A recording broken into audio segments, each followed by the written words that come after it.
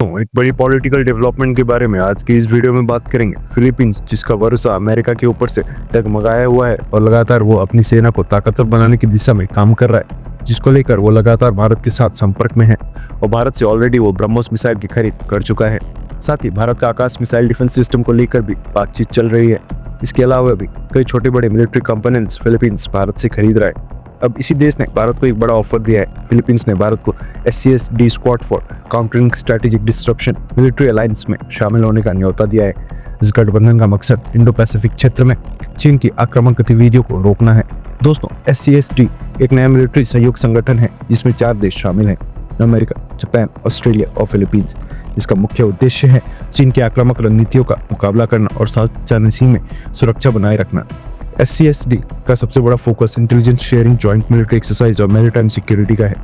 इसमें शामिल देश एक दूसरे को सुरक्षा सहयोग और सैन्य मदद प्रदान करते हैं। फिलीपींस ने हाल ही में भारत के इस गठबंधन में शामिल होने का न्योता दिया है। इसके अलावा साउथ कोरिया को भी इस अलायंस में शामिल होने के लिए आमंत्रित किया गया है। भारत पहले से ही एक बड़े रणनीतिक ग्रुप क्वाड का हिस्सा है, जिसमें भी अमेरिका, जापान और ऑस्ट्रेलिया शामिल है। लेकिन क्वाड और SCSD में एक बड़ा अंतर है। क्वाड कोई औपचारिक मिलिट्री गठबंधन नहीं है, बल्कि इसे एक राजनीतिक साझेदारी माना जाता है। SCSD एक मिलिट्री अलायंस है जिसका सीधा उद्देश्य चीन को काउंटर करना है।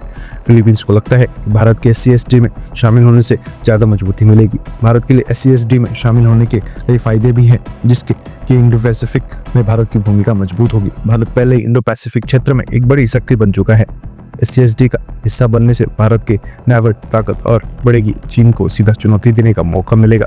भारत और चीन के बीच LAC पर तनाव बना रहता है।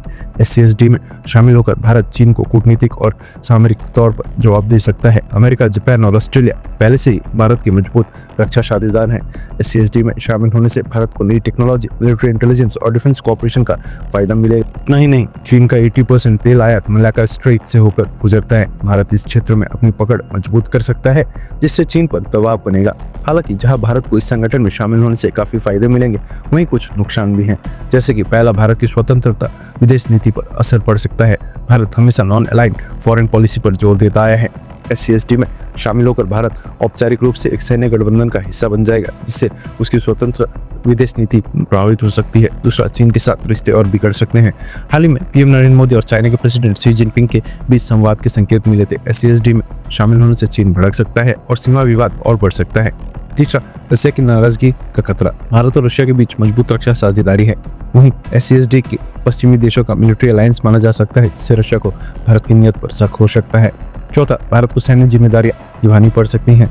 अगर भविष्य में SCSD और चीन के बीच कोई टकराव होता है तो भारत को इसमें हिस्सा लेना पड़ सकता है, जिससे भारत को अतिरिक्त सैन्य संसाधन और बजट खर्च करना पड़ सकता है। सवाल उठता है कि क्या भारत SCSD में शामिल होगा। फिलहाल भारत ने SCSD को ज्वाइन को लेकर कोई आधिकारिक बयान तो नहीं दिया है, लेकिन कुछ संभावनाएं हैं। भारत सीधे तौर पर इस गठबंधन का हिस्सा नहीं बनेगा, लेकिन इंटेलिजेंस और रक्षा साझेदारी बढ़ा सकता है। दूसरा, भारत SCSD के साथ संयुक्त सैन्य अभ्यास और रक्षा सहयोग कर सकता है। तीसरा, भारत क्वाड को ही प्राथमिकता दे सकता है और SCSD से दूरी बनाए रख सकता है। फिलहाल भारत अपनी कूटनीतिक चाल बहुत सोच समझ कर चलेगा, ताकि उसे चीन, रशिया और पश्चिमी देशों के बीच संतुलन बनाए रखने में मदद मिले। SCSD में शामिल होने के फायदे भी हैं और नुकसान भी।